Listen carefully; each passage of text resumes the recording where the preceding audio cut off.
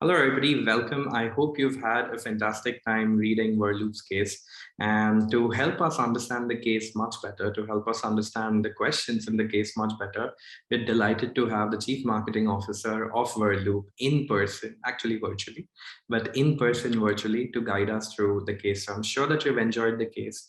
And I'm very, very glad and delighted to welcome Siddharth to this little fireside chat where we explore more about Verloop's customer acquisition strategy. So welcome Siddharth to this fireside chat. Glad to be here. Thank you so much for having me. Perfect. So right off the bat, I want to understand one very fundamental question. Is that when you're trying to build a strong customer acquisition strategy, what are the kind of foundations you end up building in order to make sure your customer acquisition strategy is full, is strong, and is very stable at the same time? It's pretty simple actually, right? We try to overcomplicate things and we try to, jargonize marketing a lot. But at the end of the day, you're marketing to your customer, right? So the first thing that you've got to do to build a great foundation is to know who you're marketing to, right? Figure out who your audience is, who is going to buy your product, right? Who's going to sign up, right? And then figure out where those people are, right? For example, if I am, given the Verloop's acquisition, right?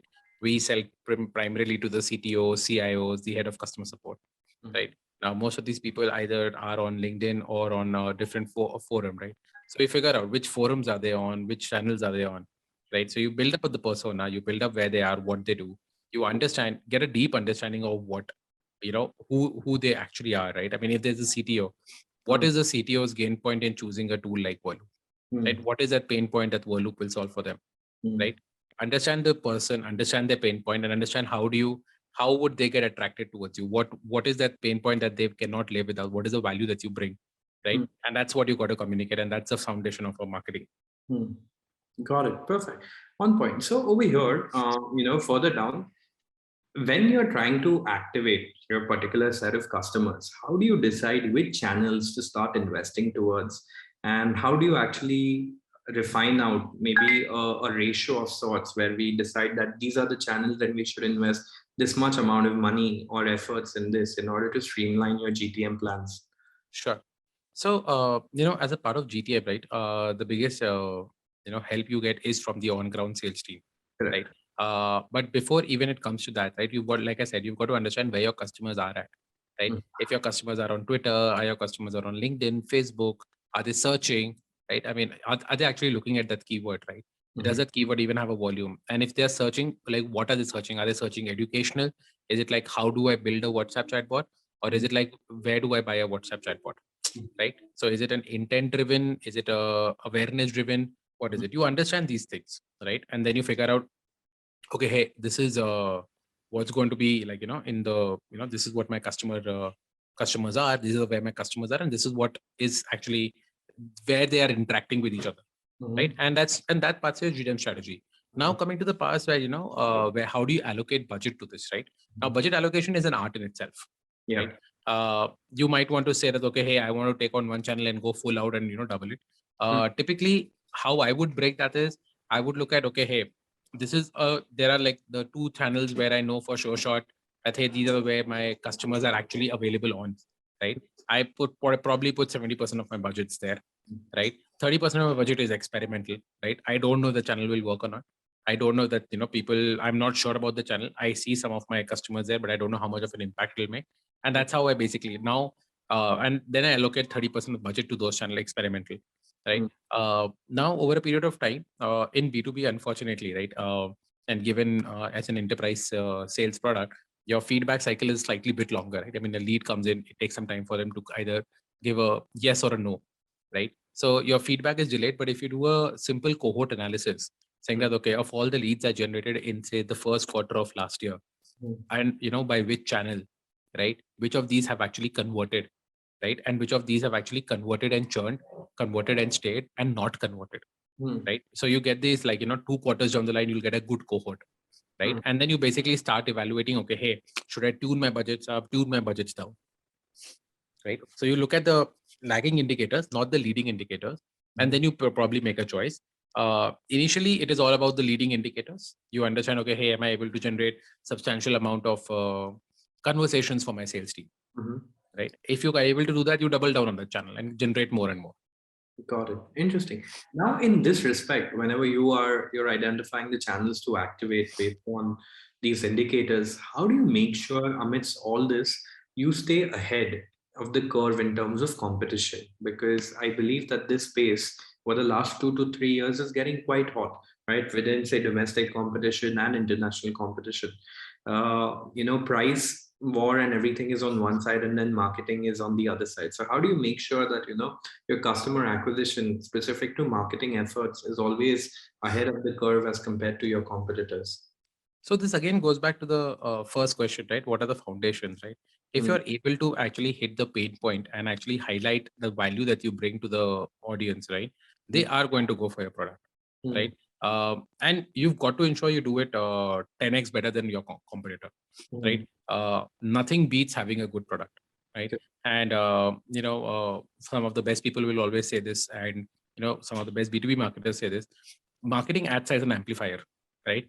If your product can do 1x 2x better, your marketing will make it projected to be a great brand, right? Like, hey, I'm doing a great job, right? If your product does negative, right, if it is actually not delivering on its promises, Mm, marketing will amplify that, right? I mean, there will be a lot of places where people will go and complain, they'll write poor reviews about you, they will start dissing your product. yeah. So marketing amplifies whatever the product is, right? And if you're able to build a great product, if you're able to understand the pain point and the value you bring, and you combine these three together, right, Mm, you're always going to stay ahead of the curve, right? Naturally, because that you are that deep in understanding of the customer. Second thing is, you've got to be on top of technology, mm, right? You have a good, I mean, you have better tools coming out now. You have more. I mean, marketers are now spoiled for choices when it comes to tools, right? So how do you go to your? I mean, now that you have decided on your customer persona, you've mm, decided on your messaging. You know that your product is damn good, mm. right? Do you want to go like on an ABM strategy, or do you want to go on a lead generation strategy?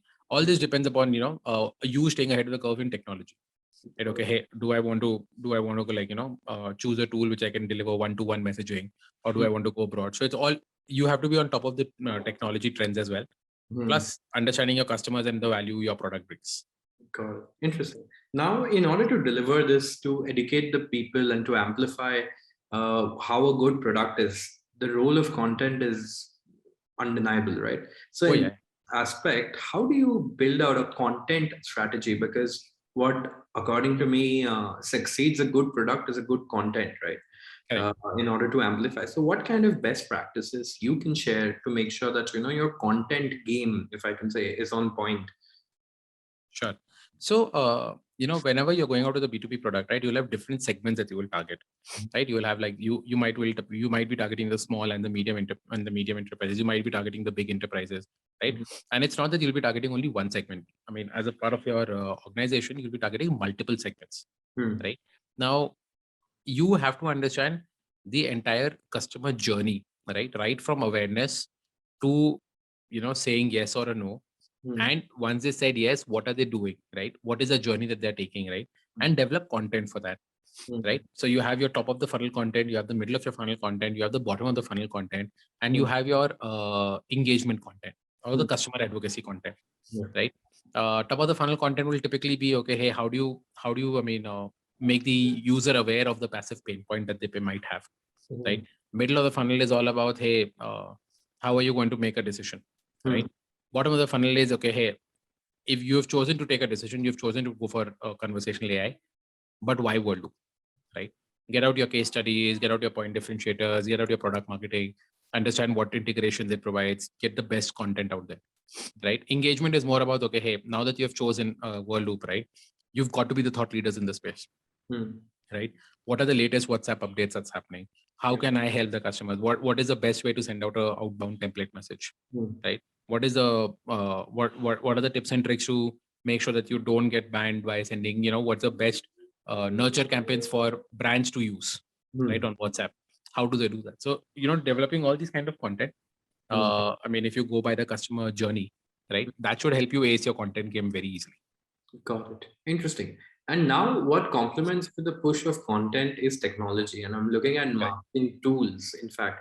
What kind of marketing tools would you recommend folks, either B2C and B2B, to start investing towards, so that the product and the content gets communicated very well, and the customer acquisition cost is not significantly high. Sure. So, again, like I'll segment again by the top of the funnel, bottom of the funnel, middle of the funnel, and engagement, right? So, when you have the top of the funnel, right, you want it to be as social as possible, Hmm. right? So, you look at more social tools, right, which you can distribute socially, right? Bottom of the funnel, middle of the funnel, you want to go one to few and one to one, right? Hmm. So, you're looking at tools which are like Influ to LinkedIn retargeting, LinkedIn emails, right? Then you come down to the engagement, right? When you're looking at engagement, you're looking at very close knit of people who are already working with you. So Hmm. there, it's more offline. Maybe you send them in physically a physical book, right? Take out your benchmark reports, take out all your content pieces that you have made, take out all the blogs the best blog or the best infographic you have made, and send it to them, right? And or emails and webinars, right? Hmm. Get them into this, right? So there are a lot of tools and technologies that you can use across these places, right? The Hmm. idea is like, what is a how I would do it by the reach versus the relationship, right? Top of the funnel, you want to have a bigger reach, right? And as soon as you flow down the funnel, you want to have a better relationship. You don't, your case study, you don't mind your case study not going viral, but you Hmm. want your case study to reach that one person who's going to buy tomorrow, Hmm. right? So you optimize for that. Got it. Fantastic. I think this is very informative. I think this provides a lot of clarity, and I'm sure that the students will be able to connect a lot of dots through this fireside chat back into what we spoke about Verloop in the case. So thank you so much for taking out the time, especially when you're recovering. And I wish you a very Problem. speedy recovery. I hope I was of help. Yes, absolutely. Thank you. Thank you so much.